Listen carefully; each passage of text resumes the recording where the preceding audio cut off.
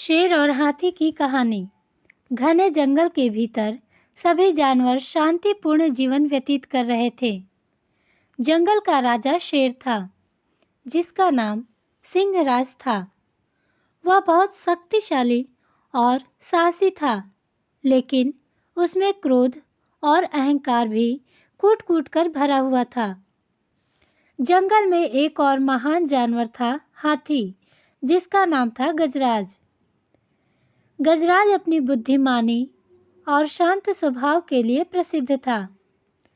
दोनों ही जानवर जंगल के अन्य जीवों पर अपना प्रभाव रखते थे। एक दिन शेर ने जंगल के सभी जानवरों की सभा बुलाई। उसने घोषणा की, मैं इस जंगल का राजा हूँ और हर जानवर को मेरी आज्ञा का पालन करना होगा। हर सप्ताह तुम में से एक जानवर मेरे भोजन के लिए खुद को समर्पित करेगा। जो इस नियम को नहीं मानेगा, उसे कठोर दंड दिया जाएगा। सभी जानवर डर से कांप उठे। किसी में इतनी हिम्मत नहीं थी कि शेर के आदेश का विरोध कर सके। लेकिन गजराज ने सब सुना और मन ही मन कुछ सोचा। कुछ हफ्तों बाद जानवर बारी-बारी से शेर को अपनी बलि चढ़ाते रहे, लेकिन जल्द ही यह डर और आतंक में बढ़ने लगा। एक दिन गजराज के पास कुछ जानवर पहुंचे और अपनी समस्या बताई। गजराज उन्होंने कहा, हम ऐसे भयभीत जीवन नहीं जी सकते, कृपया हमारी मदद करें। गजराज ने उत्तर दिया, डरो मत, मैं इस समस्या का समाधान जरूर निकालूंगा। हमें धैर्य और बुद्धिमत्ता से काम लेना चाहिए। गजराज ने शेर से सीधी टक्कर लेने की योजना बनाई। उसने जंगल में शेर के आतंक को खत्म करने के लिए एक युक्ति सोची। अगले दिन जब एक हिरण शेर के पास अपनी बलि देने जा रहा था, गजराज ने उसे रोक लिया और कहा, तुम्हारी बलि व्यर्थ नहीं जाएगी, मुझे शेर से बात करने दो। गजराज शेर के पास पहुंच गया।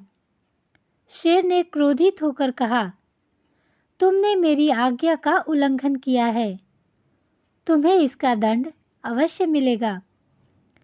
गजराज शांत रहते हुए बोला, सिंहराज, मैं आपकी शक्ति और सामर्थ्य का सम्मान करता हूँ, लेकिन क्या आपने सोचा है कि यदि आप सभी जानवरों को मार देंगे तो आपके भोजन का क्या होगा? शेर कुछ सोच में पड़ गया और बोला, तुम्हारा मतलब क्या है? गजराज ने समझाया, यदि आप हमें थोड़ा समय दें तो हम आपके लिए हर सप्ताह एक जानवर का चयन करेंगे। इससे जंगल का संतुलन भी बना रहेगा और आपके भोजन की व्यवस्था भी होती रहेगी। शेर ने कुछ देर तक सोचा और फिर सहमति जताई, लेकिन वह नहीं जानता था कि गजराज की यह योजना उसे धोखा में डालने के लिए थी। कुछ हफ्ते बाद गजराज ने शेर को अपनी योजना में उलझा दिया। उसने जानवरों को संगठित किया और शेर को घेर लिया। शेर ने गुस्से में हमला किया, लेकिन गजराज की ताकत और अन्य जानवरों की एकता के आगे वह टिक नहीं सका। अंत में शेर को जंगल छोड़कर जाना पड़ा और इस तरह से जंगल के सारे जानवर हाथी की जय जयकार करने लगे और खुशी-खुशी उसी जंगल में रहने लगे।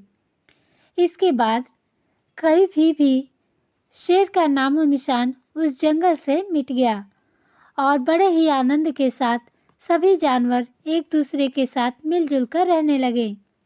तो दोस्तों, इस कहानी से हमें सीखने को मिलता है कि शक्ति और साहस के साथ साथ बुद्धिमानी और संगठन शक्ति से भी बड़ी समस्याओं का हल निकाला जा सकता है। तो दोस्तों, कैसी लगी आज की कहानी हमें कमेंट करके ज़रूर बताना और चैनल पे नए हैं तो चैनल को लाइक और सब्सक्राइब करना ना भूलिएगा। तब तक